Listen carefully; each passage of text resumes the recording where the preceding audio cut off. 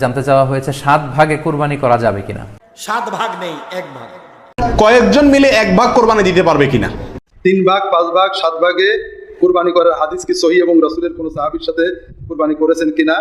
একটা গরু কোরবানি করার সময় কয়জনের নাম দেওয়া যাবে, একটা ভাগ কয়জন মিলি দেওয়া যাবে, এই বিষয় নিয়ে আজকের ভিডিওতে আলোচনা চলতেছে। আজকের ভিডিওটি কেউ স্কিপ করবেন না।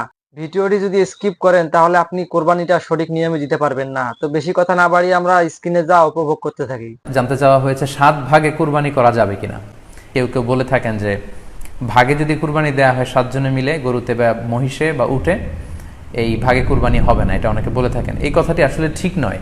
আপনি যদি ভাগে কুরবানি দিতে চান এটি জায়েজ আছে, এবং একটি উটে বা মহিষে বা গরুতে আপনি সর্বোচ্চ 7টি ভাগে কুরবানি দিতে পারবেন ইনশাআল্লাহ।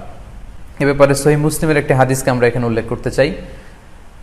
সাইয়েদনা জাবের রাদিয়াল্লাহু তাআলা আনহু থেকে বর্ণিত, তিনি বলেন, আর আমরা সেখানে গরু কুরবানি দিয়েছি 7 জনের পক্ষ থেকে। খুব সুস্পষ্ট, একটি উটে ওনারা 7 জন অংশগ্রহণ করতেন, একটি গরুতে 7 জন অংশগ্রহণ করতেন। 7 ভাগ নেই, 1 ভাগ। চিলিয়া যে যাই মা টাকাকার করুক না কেন, বাস বেশি টাকা উট, কম টাকা গরু, তার চেয়ে কম খাসি, তার চেয়ে কম ছাগি, তার চেয়ে কম ভেড়া ভেড়ি। কয়েকজন মিলে 1 ভাগ কোরবানি দিতে পারবে কিনা? 2 জন, 3 জন, 4 জন, 5 জন মিলে 1 ভাগ কোরবানি দিতে পারবে কিনা? প্রবাসে দেখা যায় একটা রুমে 3 জন 4 জন আছে, তো কোরবানিদের দিন 4 জন মিলে যায় কি করে, একটা ছাগল কিনে নিয়ে আসে, আয়না জবাই করে।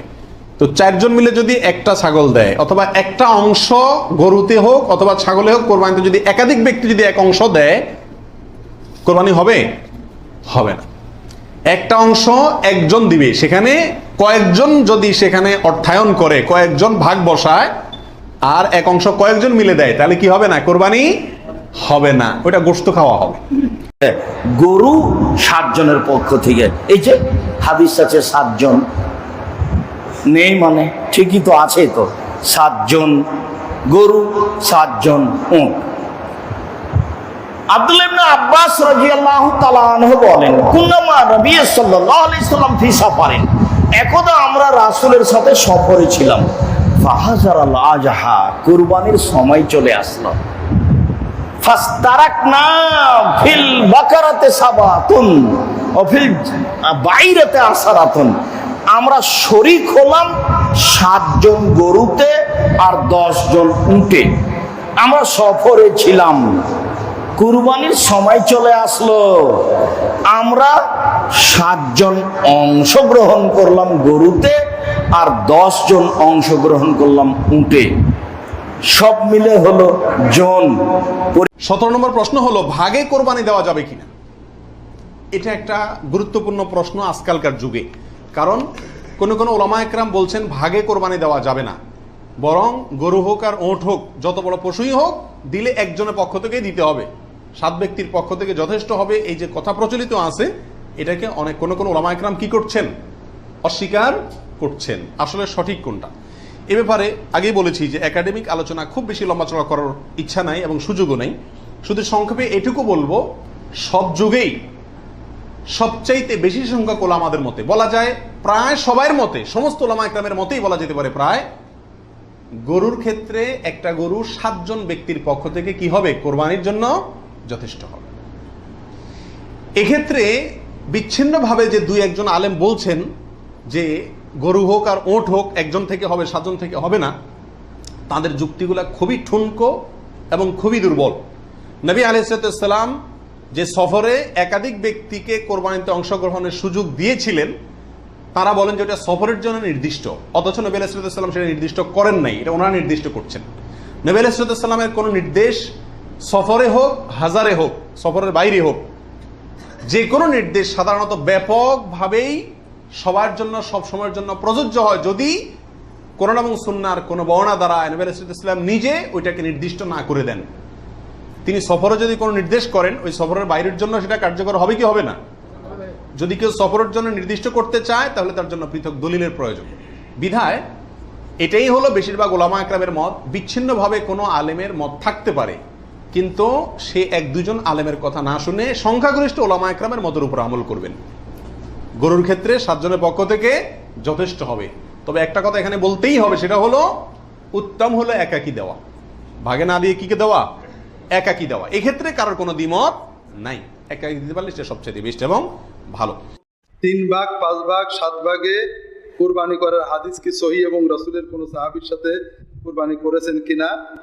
আমাদের দেশের আলে হাদিসের ওলামায়ে কেরাম, আল্লাহ অনেকে মৃত্যুবরণ করেছেন, রাহিমাহুল্লাহ বেঁচে আছেন, হাফেজাহুল্লাহ,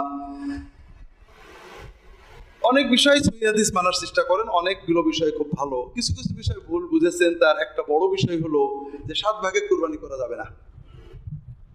সৌদি আরবের ওলামায়ে কেরাম তাকলিদ দিয়ে বাড়াবাড়ি পছন্দ করেন, তারা হাম্বলি মাযহাব, তারা বলেন তাকলিদ জায়েজ, কেউ যদি তাকলিদ নাও করে সেই হাদিস মানে আলহামদুলিল্লাহ। আলে হাদিসদের ভালোবাসেন, কিন্তু এই মসলায় খুব বিরক্ত হন যে এটা আবার কেমন মসলা হলো। রাসূলুল্লাহ সাল্লাল্লাহু আলাইহি ওয়াসাল্লাম 7 ভাগে কুরবানি দেওয়া জায়েজ বলেছেন, সাহাবীরা করেছেন। 3 ভাগ 5 ভাগ 7 ভাগে কুরবানি করার হাদিস কি সহি এবং রাসূলের কোনো সাহাবীর সাথে কুরবানি করেছেন কিনা? আমাদের দেশের আলে হাদিসের মোহাম্মদ তামিম জানতে চেয়েছেন কোরবানিতে জোড় ভাগে যেমন 2, 4, 6 ভাগে কোরবানি দেওয়া যাবে কিনা। যাবে, অনেকে মনে করে কোরবানি বেজোড় হতে হবে এমন কোনো বাধ্যবাধকতা নেই। 1, 3, 5 যেরকম দেওয়া যাবে, 2, 4, 6 ভাগেও কোরবানি দেওয়া যাবে। ইবনে আব্বাস রাদিয়াল্লাহু তাআলা আনহুর মত অনুযায়ী 3 ভাগ করা উত্তম, তবে এটা আবশ্যক নয়। আপনি 1 ভাগ নিজে খাবেন, 1 ভাগ আত্মীয় স্বজন প্রতিবেশীদের দিবেন, আরেক ভাগ গরিব দুঃখীদের মাঝে বন্টন করে দিবেন, এটা উত্তম, কিন্তু এটা আবশ্যক নয়। পুরো গোশত যদি আপনার লেগে যায় আপনি ভোগ করতে পারেন, আর যদি আপনার কাছে অতিরিক্ত গোশত থাকে এটা আপনি আত্মীয়দের দান করুন, গরিব আত্মীয়দের আপনি উপহার দিন, গরিব মিসকিনদের, সুবিধা বঞ্চিত মানুষদেরকে আপনি এগুলো আমরা কুরবানি দেই, পশুর সাথে একটু আচরণটা কেমন হবে এই আচরণগুলো আমাদেরকে জানতে হবে।